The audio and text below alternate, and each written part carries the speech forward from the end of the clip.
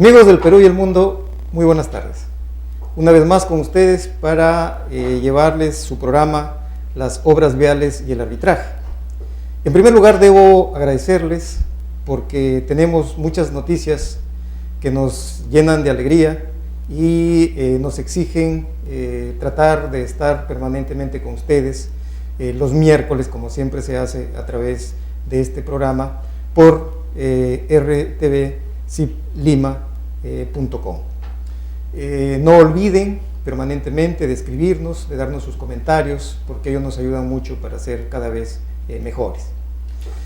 En esta oportunidad me siento muy contento, me siento muy satisfecho, porque tengo la suerte de tener en nuestros estudios, en primer lugar, a un amigo de nacionalidad argentina, que es el doctor Adrián Nocetti, con quien nos une una amistad ya de hace algunos años atrás. Tenemos permanentes encuentros en congresos, jornadas, ¿no?, relacionadas lógicamente con la especialidad de los pavimentos. Tenemos esta gran oportunidad de poder presentar hoy día al doctor ingeniero Rodolfo Adrián Nocetti, quien nos visita desde Argentina justamente para dictar un curso que se llevará a cabo acá en Perú entre los días jueves, viernes y sábado de su especialidad. Les comento pues que el doctor en ingeniería Rodolfo Adrián Nocetti es ingeniero en construcciones con título otorgado por la Universidad Nacional de La Plata.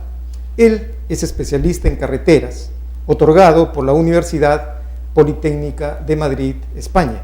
Además, es doctor ingeniero por la Universidad Politécnica Cataluña de España. Profesor adjunto ordinario, tiene cátedras de materiales viales especiales y materiales 2. Él trabaja pues para la Universidad Nacional de La Plata en la Facultad de Ingeniería Civil, lógicamente, que es lo equivalente a nuestro acá en Perú. Es docente también de posgrado.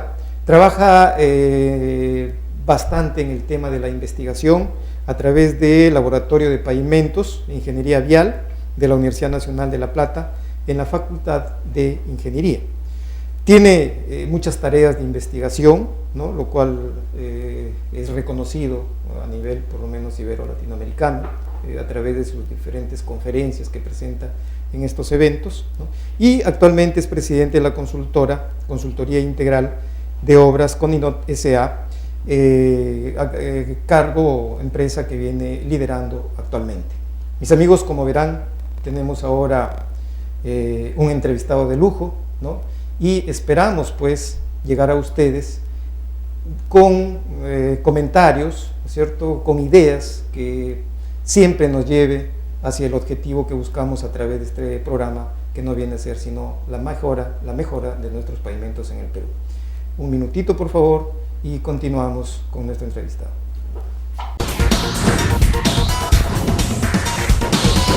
Como les comentaba, mis queridos amigos y colegas, acá estoy con mi amigo Adrián Nocetti. Hoy día ha llegado pues de su querida Argentina. Y en primer lugar, Adrián, darte la bienvenida, que estés en nuestro país, que la pases muy bonito en estos 4 días que nos estás visitando, y agradecerte a la vez que hayas tenido esa deferencia de poder, a pesar que tiempo corto que vas a tener dentro de tus labores que vienes a desempeñar, te hayas dado un tiempito para poder conversar con todos los ingenieros del Perú, porque ahora nos ve mucha gente, ¿no?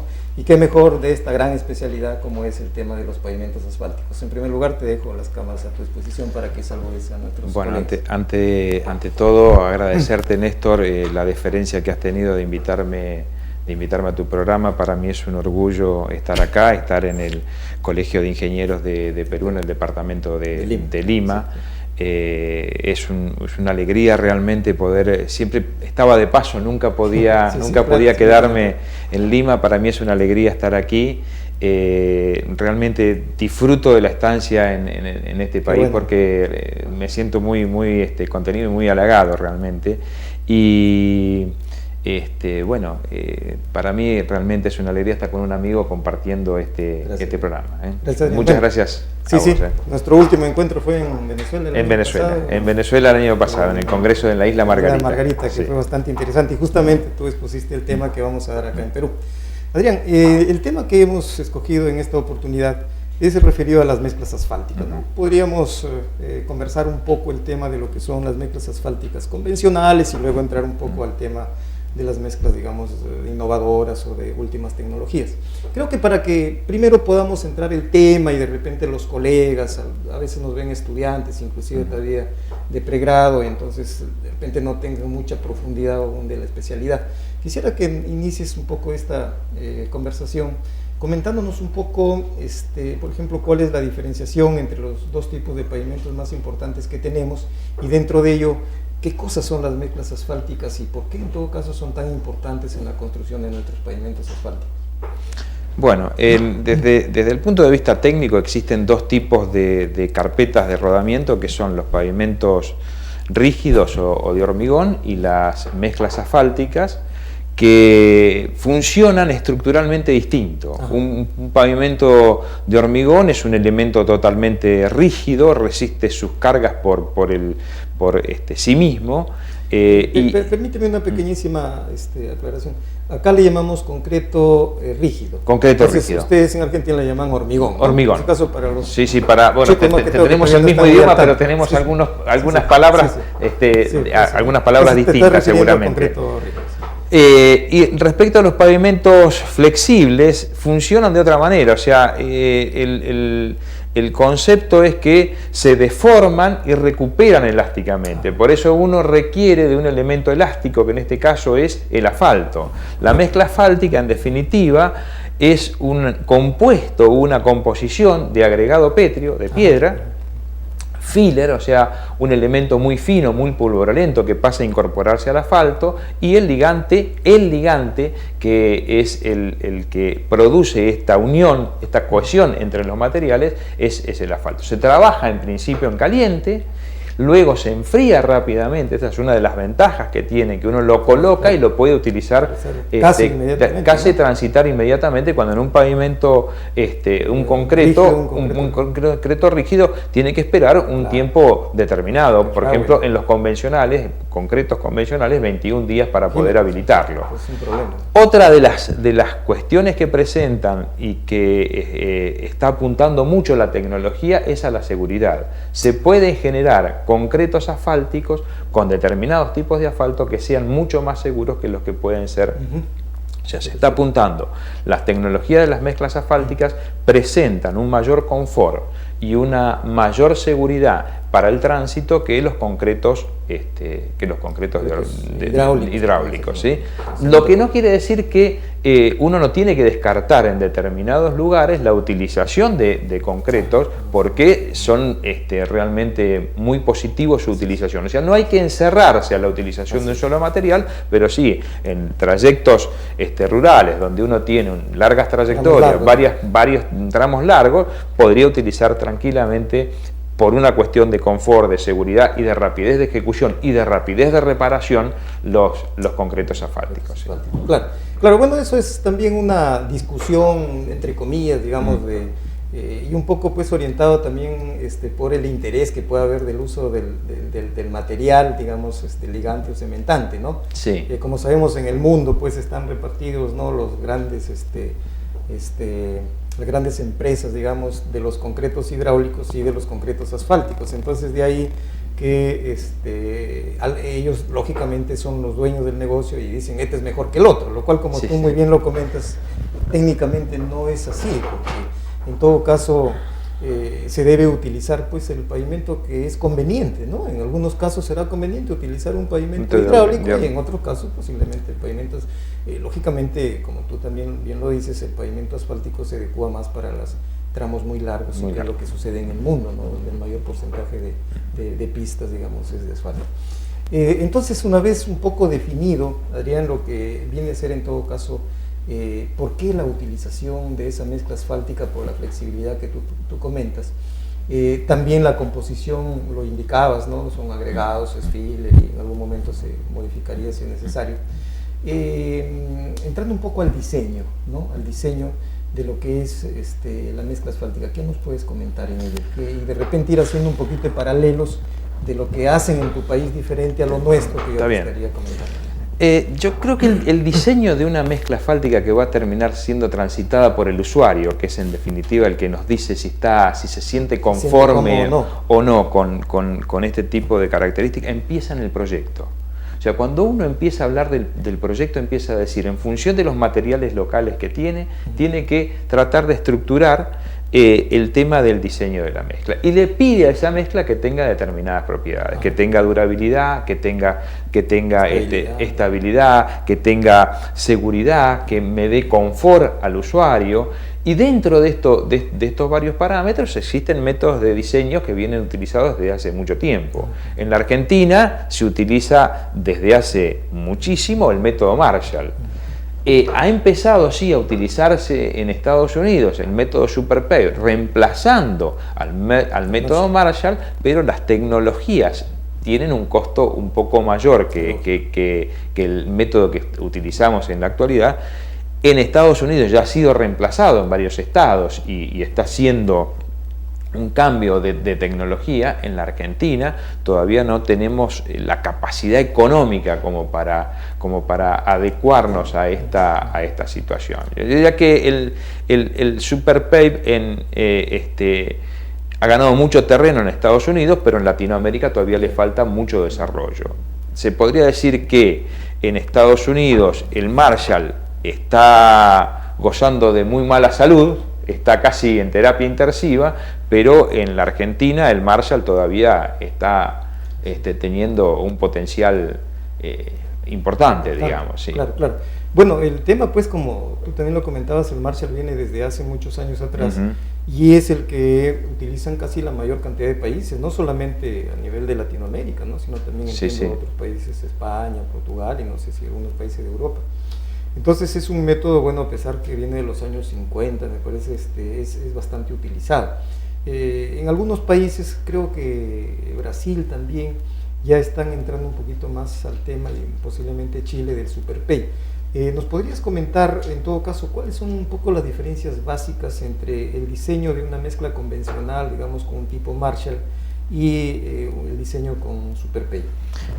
A ver, el concepto de Marshall nace en la Segunda Guerra Mundial, cuando las pistas de aterrizaje se le destruían. El cuerpo de ingenieros lo convoca, en definitiva Marshall desarrolla una metodología para dosificar y controlar. O sea, Marshall lo que prevé es tránsito anticipado. Dice qué va a tener de tránsito, y en función de esto él hace los diseños con un martillo que golpea de una cara y de otra cara, presuponiendo lo que es la compactación de abajo hacia arriba de una mezcla y de arriba hacia abajo. Uno a la carretera no la da vuelta ni la golpea de un lado ni del otro, sino que lo que hace es, con los equipos que está compactando, representa la compactación de un rodillo neumático y la compactación de un rodillo liso. Mira parámetros mecánicos como la estabilidad, como la fluencia, la deformación que tiene la mezcla en el momento de la rotura, y mira los vacíos. Es importantísimo, ¿no? El porcentaje de vacíos de aire. El porcentaje de vacíos de aire es fundamental para el desarrollo de la mezcla. Por el contrario, el método SuperPave lo que hace, utiliza un compactador giratorio. Entonces el compactador giratorio está representando un amasado y busca en ese amasado una determinada cantidad de vacíos. En esa cantidad de vacíos es donde se va a sustentar la mezcla con determinadas granulometrías especiales que están pautadas dentro del sistema. O sea, cambia el concepto. El Sharp es el método. El Sharp fue un estudio que se hizo en Estados Unidos a partir de un dinero que la administración dio para investigación, para cambiar, porque ellos veían que con las metodologías que estaban utilizando, que eran de la década del 50 o del 40, de la Segunda Guerra Mundial, tenían algunos problemas. Para corregir esos problemas generaron una nueva metodología, y esta nueva metodología es la que está teniendo inserción dentro del país del norte, ¿no? Claro. Y que ya viene pues desde los años, entiendo que es desde el año 84, creo que se inicia el programa Sharp. y el costo fue pues bastante alto, de Sí, sí, $300 millones. Sí, tuvo un costo realmente importante y sustentado en las universidades, digamos. Ajá, hubo mira. grupos de distintos grados, trabajaron en grupos de asfalto, por ejemplo, trabajaron en grupos de mezcla, trabajaron con agregados, o sea, esto hizo que después lo presentaran y realmente sacaran conclusiones al respecto y fueran, por supuesto, algunas de las conclusiones originales que sacaron inicialmente fueron modificadas posteriormente han ido mejorando, han ido mejorando la consideración. Ahora fíjate esto de... Pero esto todo, sí. todo es en mezclas en caliente. Así es, la tecnología de mezcla en caliente. La tecnología de mezcla en caliente. Sí, no, definitivamente. no se han abocado a lo que es frío. todavía las mezclas en frío o las mezclas recicladas, por ejemplo. O sea, se siguen... El problema de las mezclas recicladas es que uno cuando habla de mezclas en caliente tiene un único vector, que es el Marshall. Entonces, Perú, Argentina, Uruguay y Chile hablamos de una estabilidad y sabemos de lo que estamos hablando. Hablamos de una cantidad de vacíos con método Marshall y sabemos de lo que estamos hablando. Cuando hablamos de reciclado, por ahí el punto es que uno utiliza una metodología de compactación, otro utiliza otra, y entonces no hay manera de entrelazar los resultados y las experiencias. O sea, no está muy incluso en Estados Unidos, cada estado tiene una metodología por ahí distinta, entonces entre ellos mismos no pueden no hay compararse, no hay uniformidad, digamos, uniformidad en el criterio de dosificación. Sí, exactamente. Ese es el gran problema, ¿no? El reciclado. Hace un momento hablabas del tema de la compactación, ¿no? Lo cual es muy importante, tanto a nivel, lógicamente, del diseño, a nivel de laboratorio, como también a nivel de campo, ¿no? Entonces, uno de los cambios importantes, en todo caso, entre el Marshall, digamos, el convencional, es que la compactación se hace a través de pisones de una forma puntual, ¿cierto? Cargas verticales, lo que efectivamente no sucede en las carreteras. En la carretera, cuando se pavimento, el vehículo no salta encima del pavimento. No, para nada. Bueno, se desliza. Y entonces ahí es donde entiendo es la mejora del SuperPay, en el sentido de que ya no es un pistón compactador, ¿no? De tipo vertical, sino más bien ya de tipo giratorio. Entonces la idea, entiendo que es que produce un amasado que es mucho más, o sea, tiene un ángulo y una presión determinada, que lo que hace es va amasando y representa mucho más fielmente lo que sucede en paso de los vehículos, en la obra, digamos, y en la compactación, ¿sí? Dime, y en Argentina, si tú más o menos quisieras dar es posible des un porcentaje, ¿hay un porcentaje ya que se pueda decir acá estamos usando tanto por ciento ya el SuperPay o diseñando con SuperPay o nada? No, las administraciones no han tomado el SuperPay todavía. O sea, la administración sigue diseñando con el método Marshall, el órgano rector de la Argentina es Vialidad Nacional todavía diseña con Marshall, las provincias también lo hacen así. Es lógico la administración cambiar algo que ellos mismos no han creado y tomar una experiencia que incluso ha tenido algunos inconvenientes en el mismo Estados Unidos. Es difícil de tomarla, pero sí hay algunos equipos, qué sé yo, YPF, el DEMIT, no lo utilizan para dosificación, sino más que todo para investigación y cotejar una dosificación de una mezcla. O sea que no tienen todavía, por ejemplo, especificaciones técnicas relacionadas con SuperPay. La administración no. No las tiene. La administración no. Ya. Y que es importante que ya empecemos posiblemente a entrar con más fuerza en este tema del SuperPay, ¿no? ¿Cuál es tu criterio en ese sentido? Yo creo que todavía va a tardar un tiempo en entrar dentro del sistema. Pero sin embargo debe ser nuestro interés. Sí, debería ser nuestro interés pasar de un sistema al otro sistema, pero va a tener va a llevar su tiempo, porque la administración tiene que formar a todo su personal respecto de una nueva tecnología. Los que controlan las obras y los que pertenecen a las empresas y hacen las dosificaciones y el control diario tienen que cambiar de una tecnología a la otra. Entonces hay que ir solapando las tecnologías para que los cuerpos técnicos se preparen. Entonces si uno toma la decisión política de cambiarlo ya, todo podría hacerse, es una disposición legal nada más que eso, pero no están preparados todo el conjunto para llevarlo adelante. Bueno, y no solamente se trata de eso, por ejemplo, habría que equipar los laboratorios con todos estos equipos SuperPay, los ensayos, por ejemplo, también es muy importante, ¿no? Para el tema de poder verificar si efectivamente se está trabajando bien o no, porque al final son realidades diferentes, ¿no? Ahora, como estamos enterados, en el mismo Estados Unidos siguen en la investigación, porque sí, parece que inclusive ese SuperPay que aplicaban inicialmente y que aparentemente era, bueno, lo máximo, ha empezado, como ya los pavimentos están trabajando a partir del tiempo que va pasando, van generando también problemas, van generando deterioros prematuros. Entonces ellos siguen investigando para ver cómo podrían ir en todo caso mejorando su misma tecnología, SuperPay, ¿no? Mientras nosotros aún... Entonces seguimos con el marcha. Seguimos con la Lo que pasa es que me parece que debe haber un compromiso ahí de tres patas, que debe ser la universidad, los privados y el Estado. La universidad siendo el generador y el formador de las ideas y de los conjuntos de soluciones que puede llegar a porque estas tecnologías, si uno las toma y las trae y a rajatabla las aplica, tenemos distintas modalidades, tenemos distintas idiosincrasias que el pueblo generador de esta tecnología, y entonces hay que hacerle algunas adaptaciones, y en estas adaptaciones donde la universidad es la que debe tener una prioridad fundamental, porque es la que tiene tiempo para hacer este tipo de investigaciones. Yo creo que en el próximo bloque debemos conversar un poco de ese tema de los interesados en el tema de la investigación, ¿no? Para cerrar un poquito este bloque, dentro de los ensayos que se puedan hacer para verificar que efectivamente las mezclas que se preparan con SuperPay van a responder bien, digamos, ante las expectativas como pavimento.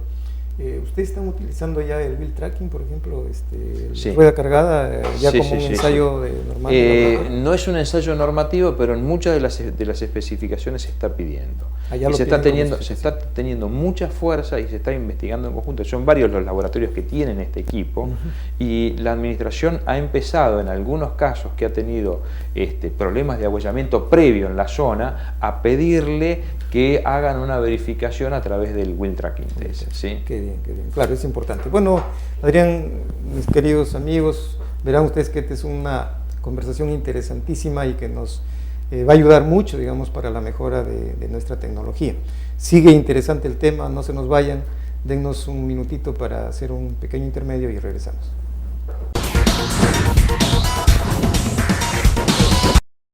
Estimados amigos y colegas, continuamos con esta interesantísima conversación con el doctor Adrián Nosetti, quien nos visita de nuestra hermana República de Argentina, ¿no? Y estamos pues en el tema de las mezclas asfálticas, tanto convencionales como también de última generación, lo cual estaremos hablando a medida que vayamos avanzando en este programa. En el espacio anterior habíamos quedado conversando un poco el tema de qué importante es el ensayo de rueda cargada o wheel tracking, y justamente acá el doctor Nosetti nos ha puesto una fotografía bastante interesante para que nos pueda explicar un poquito a mayor profundidad en qué consiste este ensayo, Adrián. Bueno, habría que aclarar en primera instancia que los pavimentos fallan por tres cuestiones. O fallan por fisuración, o por fisuración térmica, o fallan por agüellamiento. O sea, un pavimento cuando tiene un nivel de agüellamiento, roderas, no sé cómo lo llaman aquí. Sí, agüellamiento le llamamos. Agüellamiento. Sí, que genera la llanta del vehículo. Exactamente. Que el pavimento ha fallado, ¿por qué? Porque cuando hay lluvia y hay un agüellamiento importante, se produce hidroplaneo o aquaplane. Es muy peligroso. Es muy peligroso. Produce un confort muy negativo para el usuario, un estrés importante en el manejo, fundamentalmente cuando hay lluvia, incluso cuando son agüellamientos pronunciados. El manejar, hay que escaparse de la huella, que es el centro de la calzada que tendría que estar el auto, digamos, ¿no es cierto?, o el vehículo. Una de las maneras de mitigar o medir si la mezcla es susceptible o no al agüellamiento es a través del ensayo de wheel tracking test. Hay distintos tipos de ensayos para medir esto. Uno de los que utilizamos en Argentina es el wheel tracking. Estamos tratando de adoptar la normativa europea. En este caso se produce la compactación de la mezcla con hay varias maneras de compactarlo. Está el rolling compactor, que produce una compactación como si fuera con rodillo liso, que es mucho más efectivo y mucho más real. Pero en este caso nosotros hemos compactado, este es en la Universidad Politécnica de Madrid, de Cataluña, hemos compactado con un elemento que tiene dos motores, dos excéntricos, que producen una vibración, digamos, y se va produciendo esa vibración y se va girando el equipo de vibración con determinados tiempos. Entonces se produce una densificación específica y a partir de esa densificación es que se hace el ensayo. Lo que tenemos aquí es una modelización que hizo el ingeniero Daguerre, que es el director del laboratorio de la PIB de La Plata, respecto de cómo funciona el wheel tracking. Lo que se mueve no es la rueda, sino lo que produce el movimiento es con una determinada cantidad de ciclos, se va registrando a través de un sensor y me permite ir midiendo el agüellamiento. El registro del agüellamiento es más o menos 50 milímetros del eje, y entonces uno va midiendo, va registrando en una computadora cómo se va produciendo la deformación, cómo se van reacomodando los agregados. El ensayo se hace a una temperatura de 60 grados, tiene la carga de la rueda es de 700 newton y tiene una goma que tiene una dureza determinada. El ancho del molde es de 30 y el ancho de la pista que se utiliza es de 23 centímetros. Eso es más o menos el concepto de Y entonces ahí, ¿podrías regresar en el anterior? Sí, cómo no. Entonces ahí, digamos, el comportamiento, ¿no?, de la mezcla al recibir esas cargas tendrá mucho que ver, por ejemplo, con la calidad de los materiales, ¿cierto? Con el proceso constructivo también posiblemente. Hay varios aspectos que entran en juego. Fundamentalmente está el contenido de asfalto, los tipos de agregados, si son triturados o no, agregados redondeados, producen más deformación que otros. La trabazón de un agregado triturado, de un agregado chancado, roto, que esté realmente, que tenga friccionalidad entre los elementos, con muchas caras fracturadas, produce una mejor respuesta, o sea, produce un mejor esfuerzo de corte, en definitiva, que me está produciendo un mejor agüellamiento. La cantidad de asfalto también es importante. Si yo pongo un exceso de asfalto, seguramente va a tener una mayor deformabilidad en periodos de temperaturas altas, ¿no? en periodos de verano, con el tránsito de vehículos pesados. Y fundamentalmente otro de los factores que hay que tener en cuenta es la velocidad del vehículo. Cuando el vehículo pasa lentamente, deforma mucho más, porque el esfuerzo, la respuesta que da el material es completamente distinta. O sea, hay efectos de velocidad en la respuesta de la carga, que están dados por la ley de Coulomb, digamos, y lo que hace es dar una respuesta de esfuerzo cortante menor. Por eso es que se ve que a veces en la ruta uno no lo ve agüellado y cuando entra a la ciudad en zona semaforizado ve mayor agüellamiento. O en zonas, no sé si ustedes lo tienen aquí, pero nosotros en Argentina, en zona de peaje, donde los vehículos pesados, tienen que descender su velocidad para pagar el ticket,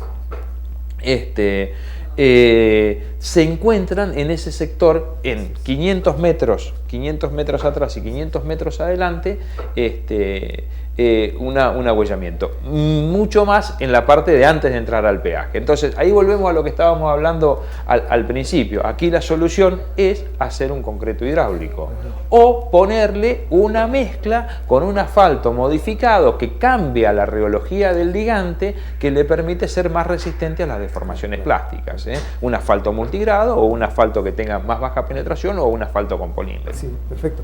Entonces comentabas tú que el porcentaje de cemento asfáltico es muy importante, y eso viene pues del diseño, ¿no es cierto? Por Exactamente. eso es que el diseño yo diría preponderante en este tema, más aún ahora. Luego conversaremos posiblemente también del tema de los climas, ¿no?, lo cual incide mucho, digamos, para la durabilidad de los pavimentos. Bien, entonces esto era un poco lo que quería que comentes en cuanto a lo que es este ensayo de rueda cargada, que yo creo que acá en Perú ya tenemos que empezar a utilizarlo con mayor profundidad. Yo creo que sí. Todavía muy pocas cosas en el tema de lo que es Es un ensayo que no se da en contra de lo que es el Marshall, o sea, es un ensayo complementario del Marshall. Yo dosifico por Marshall, el Marshall no me mide la potencialidad de abollamiento, y entonces lo que tengo que verificarlo con algún otro ensayo complementario que va a estar tiene que estar en determinados parámetros. Entre esos parámetros tendrá que tener una deformación. Esa deformación a mí lo que hace es me garantiza que en la carretera no tenga potencialidad de formación desde el diseño. Después hay que controlar el proceso constructivo. Si la usina asfáltica que produce la mezcla no se controla bien, lo que la bomba está inyectando de asfalto y inyecta mucho mayor cantidad, termina teniendo un asfalto que tiene... Así tengamos un buen diseño. Exactamente. O sea, lo que yo siempre le digo a mis alumnos es, uno tiene que tener en cuenta tres cuestiones en la construcción de una mezcla asfáltica. Primero es la calidad de los materiales. Uno tiene que usar los mejores materiales disponibles en la zona, porque también el diseño de una mezcla es una cuestión técnico-económica. No es solamente, o sea, si uno dice, bueno, tengo mucho dinero para hacer las cosas, traigo las mejores piedras, y las mejores piedras por ahí están en una región que está muy distante a lo que es la obra. Entonces tiene que utilizar los materiales locales, porque eso es hacer ingeniería. Los mejores materiales locales, una correcta dosificación, porque uno puede tener los mejores materiales pero no dosificarlos correctamente. Si uno coloca más asfalto va a tener problemas de abollamiento.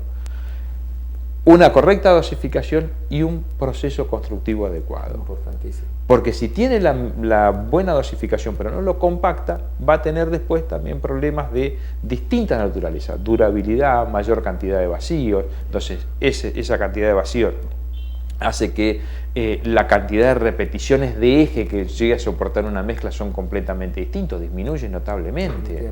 Hay muchos estudios hechos en que disminuye por debajo de la mitad de lo que realmente es la durabilidad que tiene una mezcla. Entonces esos tres procesos son los importantes para tener en cuenta. Claro, y dentro de ello, pues, que estamos conversando, el diseño viene pues de la etapa de elaboración del proyecto. Exactamente. Hay muchas obras, ya un poco uno ve en el campo, que fallan justamente por problemas de proyecto, ¿no? Dentro de lo cual podría estar el diseño de la mezcla asfáltica, por ejemplo, un mal diseño estructural también del pavimento en cuanto a los espesores, bueno, y de ahí empieza a haber un deterioro prematuro, ¿no? Por eso creo que una de las recomendaciones que entiendo tú también compartirás conmigo es que los proyectos deben elaborar los ingenieros realmente especialistas que conozcan, digamos, el tema, en este caso de lo que son las mezclas asfálticas, ¿no? Porque de lo contrario va a quedar un diseño mal hecho, una elaboración de proyecto mal hecho, y así se pudiera hacer un buen proceso constructivo. O sea, a la inversa de lo que tú comentabas, vamos a tener problemas también en la obra. Entonces es una cuestión integral, ¿no es cierto? ¿Te parece? Sí, es integral, sí, ¿no? Es integral. El proyecto es obra, ¿no? Todo lo que uno invierta en un peso que invierta en proyecto es 10 pesos que se ahorra en obra. Mira, imagina. ¿Por qué? Porque todo lo que uno le ponga de ingeniería dentro del sistema hace que lo posterior sea mucho más fácil construirlo. Por lo tanto, Sábato, que murió hace poco, un escritor argentino de mucho renombre, muy comprometido además políticamente, decía que el hombre se mueve entre la perfección de los ideales y la torpeza de las realizaciones.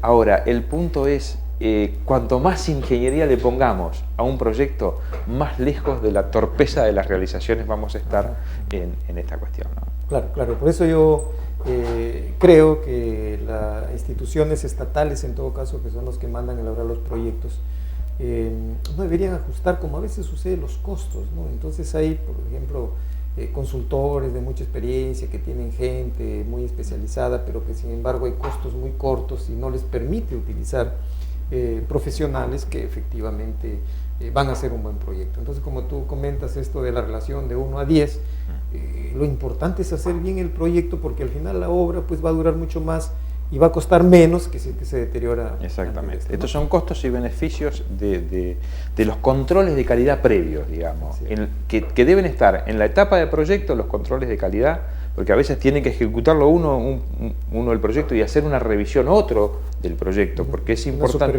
una supervisión, porque uno metido en el problema a veces ni se da cuenta de un error que viene cometiendo sistemáticamente.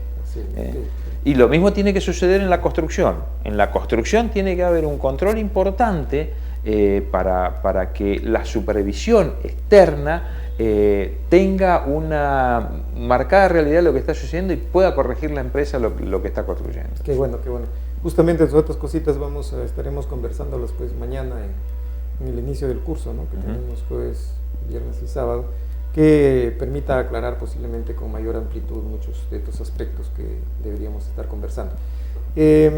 Adrián, hemos hablado de las mezclas asfálticas, pero iría hasta ahora un poco las mezclas convencionales. ¿Qué nos puedes comentar? Y te voy a pedir que primero nos des un minutito para hacer un pequeño intermedio. Ya entrando a lo que son las mezclas, digamos, de nuevas o tecnologías mejores de lo que vienen a ser ya las convencionales, como son las mezclas asfálticas modificadas con polímeros, o las mezclas modificadas con caucho, de repente las SMA, de repente las drenantes, no sé, ¿no? Sí, sí. Un tema bastante amplio, pero que ojalá pudiera sintetizar. O tomemos un minutito, un par de minutitos para hablar. Luego del corte lancémonos un ratito ahorita, con las modificadas, por ejemplo, con polímeros. Así. Bueno, el tema del asfalto modificado con polímero surge porque requerían mezclas de características superficiales, en principio especiales, y no había asfalto que pudiera resistir este tipo de mezcla. Una mezcla discontinua que tiene una granulometría, supongamos, 80% de agregado grueso y 20% de agregado fino, que da una macro textura importante. Hay que tener en cuenta una cosa: las mezclas asfálticas de última generación lo que están buscando es generar confort. Y para generar confort tenemos que tener en cuenta el tema de que tenemos que tener una macro textura gruesa y una micro textura áspera. Una macro textura gruesa tiene que ser una mezcla abierta. Nosotros estamos acostumbrados a lo que tenemos a las mezclas cerradas. Las densas, ¿no? Las bien densas, cuanto más cerrada mejor. La concepción hoy por hoy del tema de la seguridad es que las mezclas sean abiertas, tipo panal de abeja. ¿Por qué? Porque el neumático apoya y la impronta del neumático en momento de lluvia, cuando encuentra una mezcla muy cerrada, no permite desplazar el agua lateralmente. Y entonces se queda ocluida debajo del neumático y produce lo que se llama el hidroplaneo. Entonces, estas son las características, y aquí vemos el neumático en esta zona, fundamentalmente es donde está el agua, a baja velocidad. Hay una zona donde hay contacto entre el neumático y el pavimento, pero hay una tercera zona que es la que tiene realmente contacto. Cuando aumenta la poliometría o aumenta la velocidad o disminuye la macrotextura, tengo mezcla cerrada, la zona 3 desaparece y aumenta la zona 1. Y entonces ahí tengo problemas de seguridad. Se produce el hidroplaneo, se produce el aquaplane y se producen choques, en definitiva. ¿Qué vienen ahora retomando el tema? ¿Por qué los asfaltos modificados aparecen para este tipo de mezcla? Y aparecen porque necesitan una mayor cohesión. Y para tener una mayor cohesión, como tengo una mezcla más abierta, necesito un ligante que tenga propiedades rheológicas superiores en algunas cuestiones, como la cohesión, que un asfalto convencional. Entonces aparece el asfalto modificado con polímero, que tiene una elasticidad realmente importante y que permite mantener unida esa mezcla mucho mejor que un asfalto convencional. Y entonces aparecen los microaglomerados discontinuos, que son capas de pequeño espesor, que la tendencia mundial es a diseñar toda la estructura y todo el paquete estructural para resistir los tráficos que voy a tener en esa zona durante un periodo de 15 años, pero la parte superior ponerla como una capa de rodadura, como el vestido final, sin contarlo estructuralmente. Y se pueden colocar mezclas drenantes, mezclas microaglomerados, SMA de distinta naturaleza. Qué bueno, qué bueno. Entonces hemos entrado ya al tema de los asfaltos, de las mezclas asfálticas mezcladas con polímeros. Mis amigos, regresamos en un par de minutos.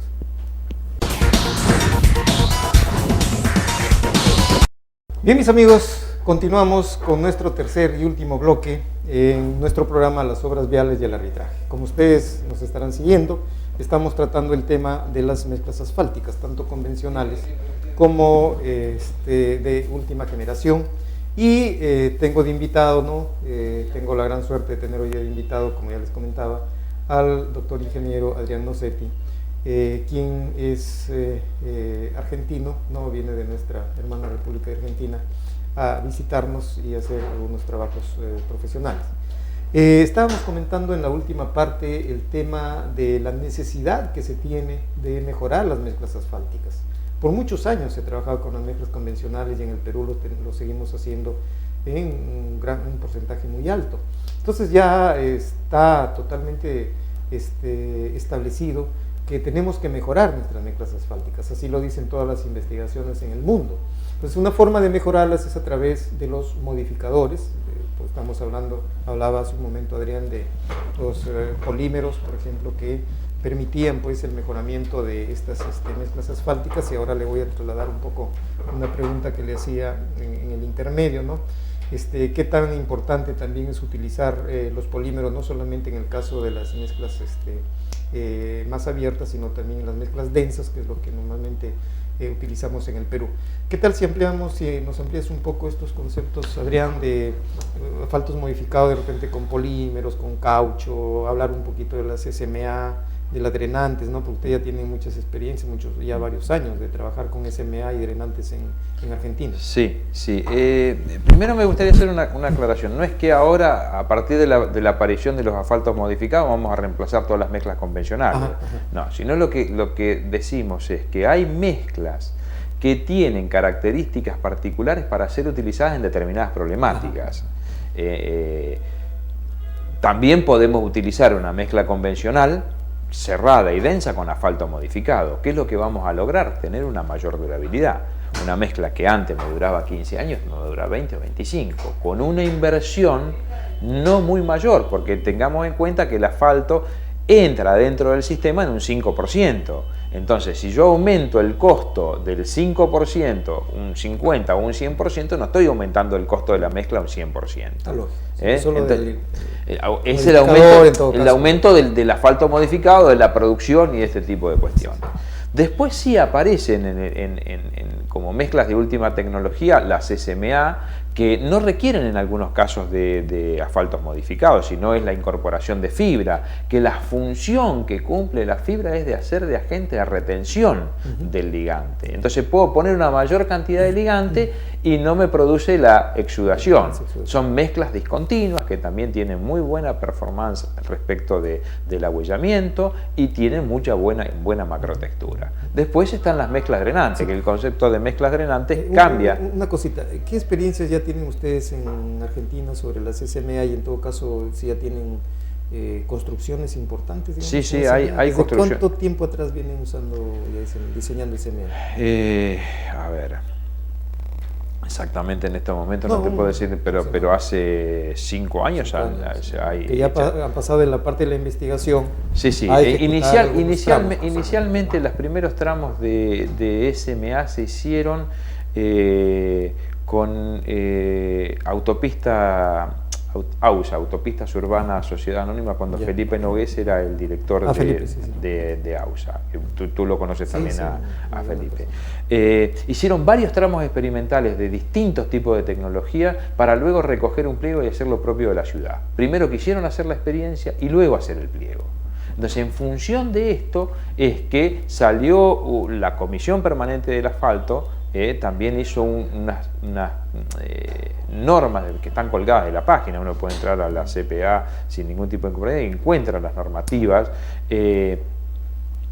y hizo unas normativas que apuntan a la utilización de los microaglomerados, de los microconcretos asfálticos, lo denominamos en este tipo de normativa, de las mezclas drenantes, están las SMA, están todas las mezclas que se probaron y se trataron de utilizar en eso. Primero pasamos de la experiencia, pasamos al hecho normativo. Hicieron la obra, el trabajo, y ahí fueron... Y ahí recogimos la experiencia y hicimos la normativa. Se juntó un grupo de profesionales. O sea, un poco contrario, al revés. En lugar de hacer primero la normativa y luego lanzarse, no. Hacen la obra y sacas la... Lo hicimos como tramos experimentales y después hicieron la normativa. Por supuesto, se tomaron como base las normativas extranjeras, ¿no es cierto? Claro. Y hablabas de Felipe Nogués. él trabaja en la empresa privada, o sea, la empresa privada fue la que No, él hizo en ese ese periodo estaba como director de un ente gubernamental que es AUSA, Autopistas Ahí es donde Urbanas hicieron esos Sociedad tramos de prueba. Exactamente, exactamente. Luego, después de eso, se hicieron sobre la autopista Perito Moreno y 25 de Mayo toda la colocación de una carpeta de microaglomerado, o sea, fresar la existente y colocar una carpeta nueva de microaglomerado. Tipo SMA, digamos. No, en este caso fue tipo de microconcreto, de 3 centímetros. Ya, solamente eso. Solamente eso. Pero la avenida Huergo, digamos, que es la zona de Puerto Madero, que tenía un pavimento de hormigón y mezcla que se colocaba, mezcla que realmente se deformaba, porque tiene una continuidad de vehículos que salen del puerto. Muy pesados. Tiene una zona muy conflictiva. Puerto tiene la estación ferroviaria, cambio intermodal de bus a tren, y tiene una estación de buses muy importante, pero el tráfico pesado que circula por ahí es muy fuerte, y han hecho una doble capa de SMA con asfalto modificado para evitar los ahuellamientos. Deben ser dos capas de 5, una cosa así. 2 capas de 5. Apoyada sobre una base de que era hormigón. Lo cual, yo lo que he pasado la última vez no tiene reflexión de fisuras. Bueno. Y esto también ¿Y cuánto tiempo ya tiene? Y debe tener 5 años. 5 años, y no hay fisuras hasta. No hay fisuras, bueno. no. Pero claro, yo pienso que esa losa que hay abajo me dice que está sobre concreto, ¿no? Y la carpeta de SMA está sobre concreto. Está losa sobre de concreto hidráulico, sí. Ya, eso debe estar ayudando mucho para el tema de la fisura, ¿no? Me imagino. Sí. Ahora, más que todo, la SMA la están orientando ustedes a pavimentos urbanos que rurales. Sí, en este momento tiene más aplicación en pavimentos urbanos, aunque hay algunos sectores de determinadas rutas, creo que la ruta 9, que tiene aplicación de SMA. ¿Cuántos kilómetros más o menos? No, realmente... Pero ya estamos hablando no lo hacen con pliegos de especificaciones generales, sino con pliegos de especificaciones particulares. De específicas de esa obra. Pero lo sacan directamente, la administración saca a licitación obras con estas características. Es más, la autopista de vinculación Presidente Perón, que es una autopista que sería el cordón exterior a la ciudad de Buenos Aires, salió la licitación con una capa de microconcreto asfáltico, o sea, microaglomerado. Microaglomerado. Después hay experiencias en la ruta 2 y en otros lados de pavimentos drenantes, que el pavimento drenante funciona conceptualmente como un pavimento completamente distinto, ¿no es cierto? Este fue desarrollado por Félix Pérez en la Universidad Politécnica en Cantabria. Él actualmente desarrolla su actividad en la Politécnica de Cataluña, el catedrático de ahí. Y él hizo la metodología de diseño para el drenante, que es el ensayo cántabro, por eso es de la Universidad de Cantabria, por eso se llama ensayo cántabro. Y el concepto que tiene en una mezcla convencional, el agua circula por la superficie. No filtra. No filtra. En cambio, el pavimento drenante, el agua percola y se escapa por la base de asiento. Porque la mezcla es más abierta. Porque tiene un 20 y pico % de vacíos. Mientras acá estamos 4%. 4%. O sea, acá lo que le pedimos, en una mezcla convencional pedimos que esté en el 4% de vacíos, porque yo lo que quiero es, primero, que no me ingrese el agua para que no me produzca deterioro. Segundo, que no me ingrese el oxígeno para que no me produzca oxidación y no se me envejezca el asfalto. Yo tengo mucha cantidad de vacíos, voy a tener problemas de oxidación. Entonces, o de envejecimiento de la mezcla. Y si lo cierro demasiado, tengo problemas de que el asfalto va a ir a fluir a la parte superior y me va a producir exudación. Y al exudar me va a producir problemas de que no hay adherencia entre el agregado y el neumático, y no hay fricción. Entonces, este pavimento puede tener un 20% de vacío. ¿Por qué? Porque el asfalto que utiliza es un asfalto modificado. Y al tener un asfalto modificado tiene mucha mayor cohesión, tiene mucha ligación y es más resistente a los envejecimientos. Pues tiene una película, un espesor mucho mayor que un asfalto convencional. Y en cuanto a polímeros, allá ustedes están utilizando en especial, digamos, un SBS, un SBR, que les haya dado un EVA, no sé, que les haya dado más resultados, digamos, como investigación y como Depende. ¿Algo que puedan recomendar? La normativa argentina lo que hizo fue por uso, digamos, ha especificado. Nosotros ya tenemos normado dentro de la IRAM, que es la que regula nuestras normativas, la norma argentina es la de asfaltos modificados. Y lo que apunta es a decir, bueno, este material usted lo puede utilizar con determinados tipos de mezcla. No dice qué tipo de polímero es. Se sabe que un tipo de asfalto está hecho con EVA y el otro está hecho con SBS. Mientras consiga el retorno elástico que uno necesita, las características de cohesión y de elasticidad que tiene que tener un ligante, un asfalto convencional puede llegar a tener o sea, si uno lo gira con un retorno elástico, lo gira y lo vuelve se vuelve solo su posición inicial en un 4%. Cierto. En un asfalto modificado puede llegar al 70 o 80%. Sí. O sea, es importantísimo. Son valores excesivamente altos para lo que es un asfalto convencional. O sea, ha cambiado totalmente la rheología del sistema. Sí. Entonces, estos pavimentos drenantes funcionan bien porque tienen un ligante de este tipo. Pero no solamente me sirven para evacuar el agua de la superficie y que no haya problemas de hidroplaneo, sino que haya confort en el usuario, sino que tiene una disminución sonora. ¿Por qué?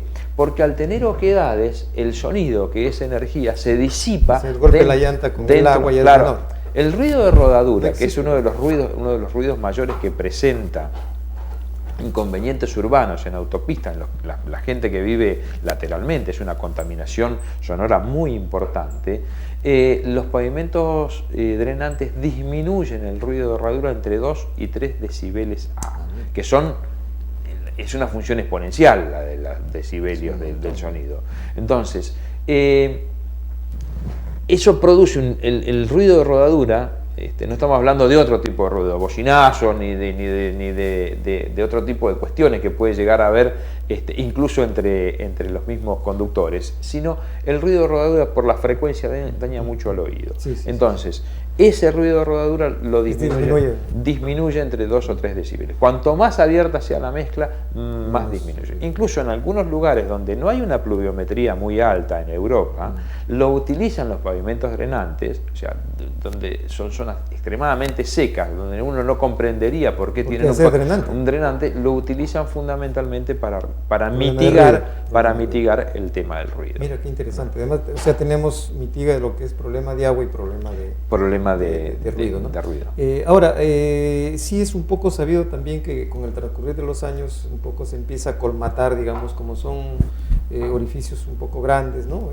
Vacíos un poco grandes, y tiene, digamos, cierta cantidad de años como vida útil. ¿Eso cómo está presentándose en Argentina? ¿Está muy rápida la colmatación? ¿No? Depende del tipo de suelo que haya en la zona. Si uno tiene suelos mamborinoníticos, tiene arcillas muy complejas, seguramente se va a colmatar y se va a adherir muy fuertemente y va a ser muy difícil de limpiar. Ahora, cuando son suelos tipo limo arcillosos, en general lo que sucede es que el mismo rodado del vehículo en el momento de lluvia produce un efecto de succión y lo limpia. Se produce un sistema de autolimpiado. Hay equipos, yo creo que debe haber alguna transparencia por aquí. Aquí vemos un drenante, ahí vemos el tema del efecto de sonoro. Esto es un microaglomerado. Ahí vemos los yo tenía una diapositiva que estaba, bueno, no está aquí, de que producen la succión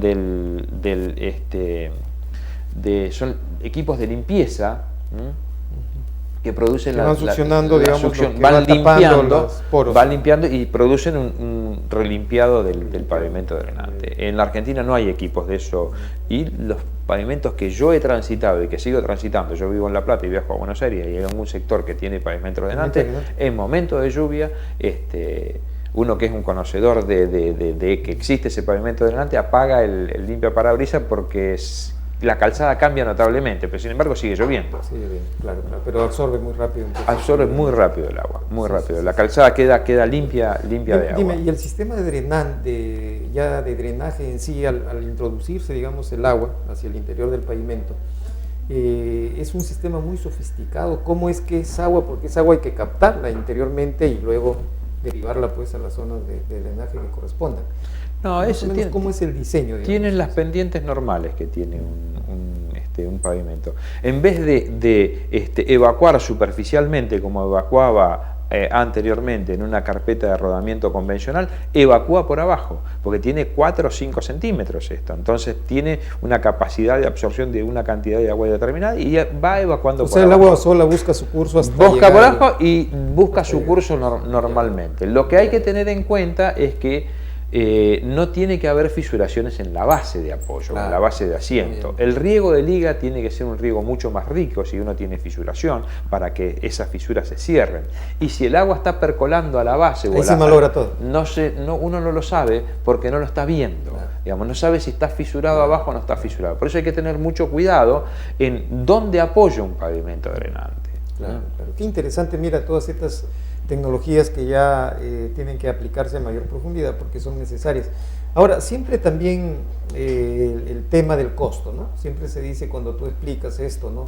Bueno, ¿y cuánto me va a costar esto? Entonces dice, bueno, te va a costar 20%, 30%, 50% más, y no, ni hablar, ¿no? Entonces eso también es una política un poco errada y no tomamos en cuenta que, si bien es cierto, es un costo inicial mayor, pero si hacemos un estudio de costo-beneficio, al final el pavimento, como dura muchos años más, va a salir más económico.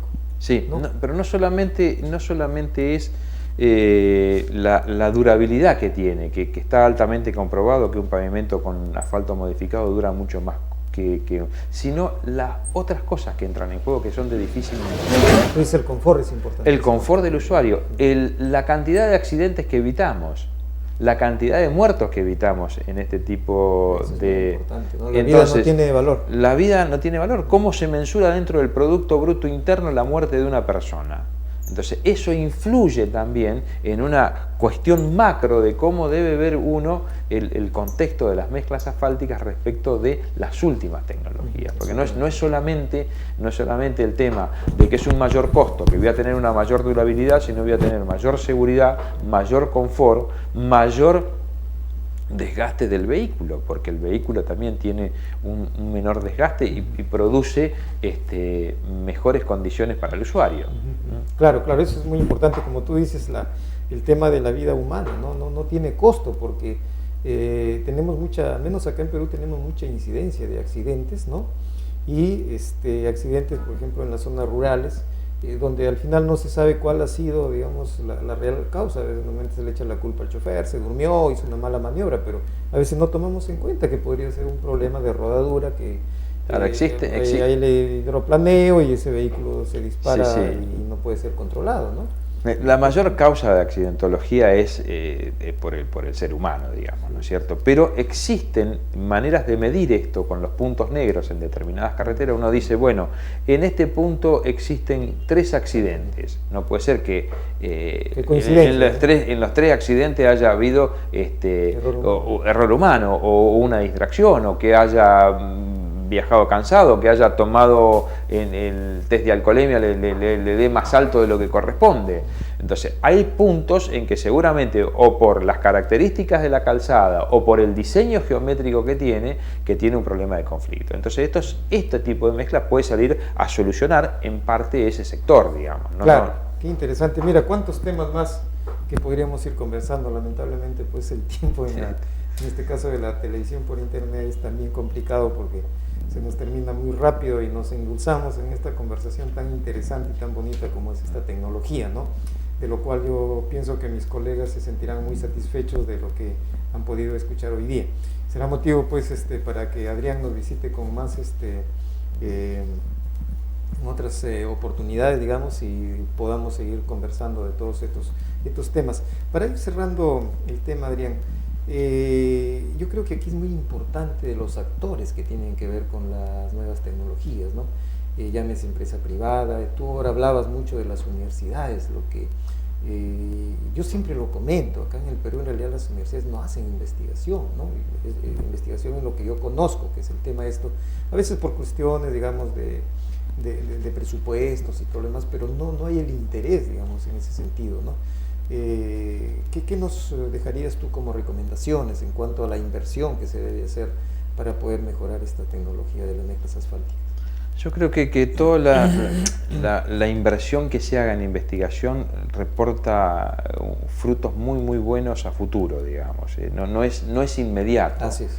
No es inmediato. O sea, si uno derrama dinero desde la administración de determinados lugares sobre las universidades para la investigación, va a terminar teniendo una vuelta, digamos, muy importante, que va a poder producir seguramente mezclas o cuestiones dentro del Estado que va a favorecer en el tiempo a toda la sociedad, que en definitiva es la función que tiene que cumplir el Estado, ¿no es cierto? Y las universidades, en general, las que más fuerte hacen investigación en la Argentina son universidades estatales.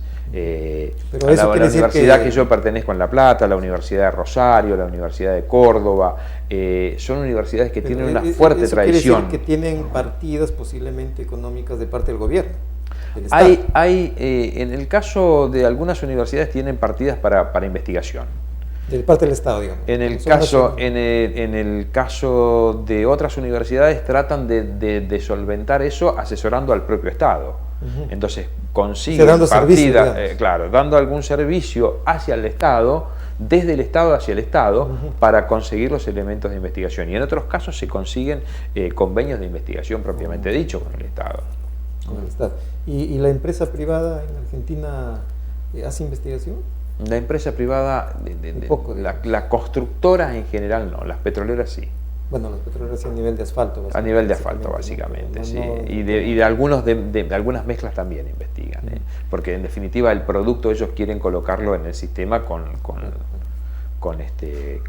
el conjunto. No es que generan el asfalto, sino que tienen que generar el asfalto y la mezcla, sí. Claro, bueno, eso yo pienso que es un tema importantísimo, el tema de la investigación, que es la única forma que en realidad nosotros como países podamos mejorar estas tecnologías, ¿no? Sí, y además el tema de tratar de buscar el intercambio.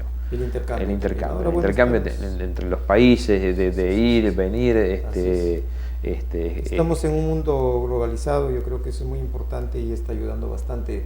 Te comento que acá en Perú hay muchos ingenieros ahora extranjeros, ¿no? Porque han venido varias empresas extranjeras, argentinas, colombianas, brasileñas, entonces hay muchos colegas que han venido a trabajar acá en Perú, y entonces yo creo que este intercambio cada vez debe ser mayor, ¿no?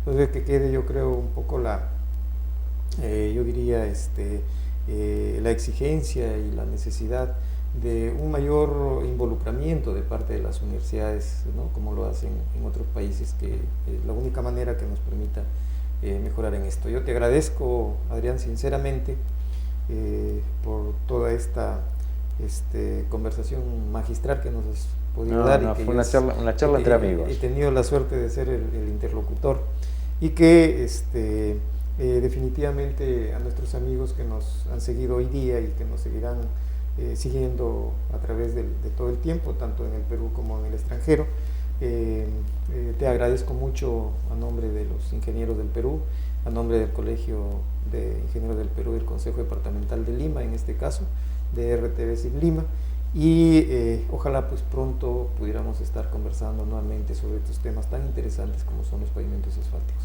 Te dejo las cámaras para que te despidas de de tus colegas también peruanos, y extranjeros también. No, ante todo agradecerte a vos, Néstor, la posibilidad que me han dado de poder estar aquí, de poder estar en el Colegio de Ingenieros de Lima, y agradecerte la deferencia. Realmente fue para mí una charla muy agradable. Se me pasó el tiempo volando. Yo pensé que esto iba a ser mucho más vamos a tener tiempo de conversar más. Pero realmente agradecerte porque vos me tomás a mí como un amigo, no como un profesional. Entonces me haces estos halagos porque nos conocemos desde hace tiempo, sí, digamos. ¿No? Pero lo importante de esto es trabajar en conjunto y tratar de brindar la poca experiencia que uno ha tenido en determinados temas, o la suerte de tener la experiencia en determinados temas, tratar de transmitirla, ¿no es cierto? Desde ya, muchas gracias por todo, y muchas gracias por este espacio que me han dado. A ti, Adrián, y de paso también por intermedio mío quiero agradecerte, darte el agradecimiento de parte de nuestro decano del Consejo Departamental de Lima, el ingeniero Francisco Aramayo, ¿no? quien es interesado, digamos, en que estos tipos de entrevistas, conversaciones vayan hacia nuestros ingenieros, nuestros colegas, y de esta manera, de alguna forma posibilitemos su mejora, ¿no? Desde el punto de vista técnico. Dios quiera que pronto nos estaremos. Esperemos que así sea. Ustedes, amigos, muchas gracias por vernos nuevamente. Quedará esta entrevista colgada en www.rtvciblima.com. Esperamos visiten permanentemente, vean esta conversación muy interesante, y también nos escriban, que ahí hagan sus comentarios, porque de esa manera inclusive nos podría estar ayudando, resolviendo las consultas desde Argentina, nuestro estimado amigo Adrián. Muchas gracias, amigos, y nos vemos el próximo miércoles.